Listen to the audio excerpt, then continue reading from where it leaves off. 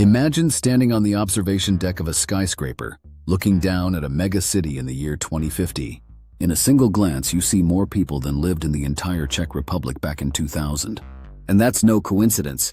The UN estimates that by mid-century, 68% of the world's population will live in urban areas. From above, this urban jungle looks like an ecosystem. Vertical farms cascade between the towers. Each floor grows lettuce, strawberries, and herbs in hydroponic trays, lit by LEDs that simulate a full day, from blue dawn to red dusk, depending on what the plants need. The FAO estimates that to feed nearly 10 billion people, we'll need to increase food production by 70%. And these glass gardens in the sky are a key part of that plan. On the street level, traffic lights are gone. Instead, AI manages thousands of autonomous pods, shared, magnetically levitating capsules.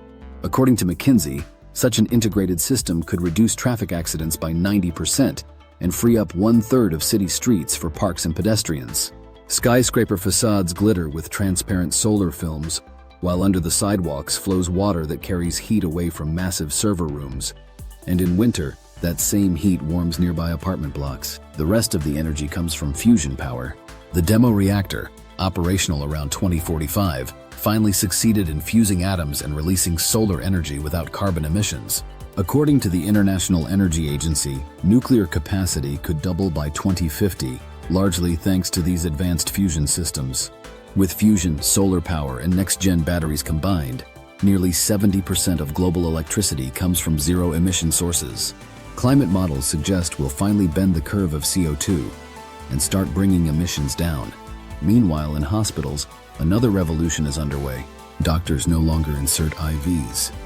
They inject nanobots, tiny robots that travel through the bloodstream and seek out damaged cells before they turn cancerous.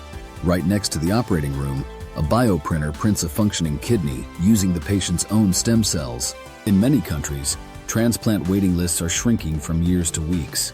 Even at home, medical care feels futuristic. Your smart mirror scans your skin daily and warns you of melanoma before the first dark spot appears. If a doctor recommends surgery, the data is transferred to a cloud-based virtual surgeon. In less than a minute, no paperwork required. Going to work? No turnstiles needed. A biometric system recognizes your gait and opens the door. At your desk, a digital coworker awaits. A language model that can generate code, marketing ideas, or trend reports, so you can focus on big decisions. According to McKinsey, this human-AI partnership could add $4 trillion to the global economy annually by 2030. At night, the city doesn't glow with neon lights, but with bioluminescent trees, genetically modified with enzymes from deep-sea organisms. They emit soft ambient light that saves power and doesn't disturb insects. But not everything is utopian. Coastal areas in Bangladesh and the Netherlands are flooding. Tens of millions are moving inland, while others are building floating neighborhoods on pontoons made from recycled plastic. In regions where heat waves over 50 degrees C are the new normal, underground cooling hubs connected to chilled air shafts keep cities habitable. Energy for transportation now comes from graphene batteries, the same ones that in 2024 charged the GAC Ion Phi prototype to 80% in just 8 minutes. In 2050, they're in every city pod, and when you borrow a drone taxi for a weekend getaway, it only needs 3 minutes to recharge. And your home? It looks like a movie set, but it works. The kitchen orders local vegetables based on a meal plan designed by your personal nutrition AI.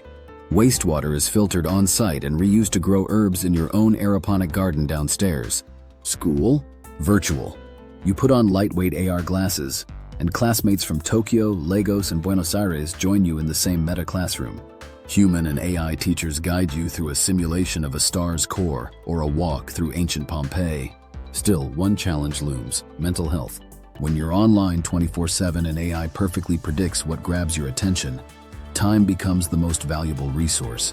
That's why cities are building digital silence zones, places where notifications and signals are blocked to let your brain breathe.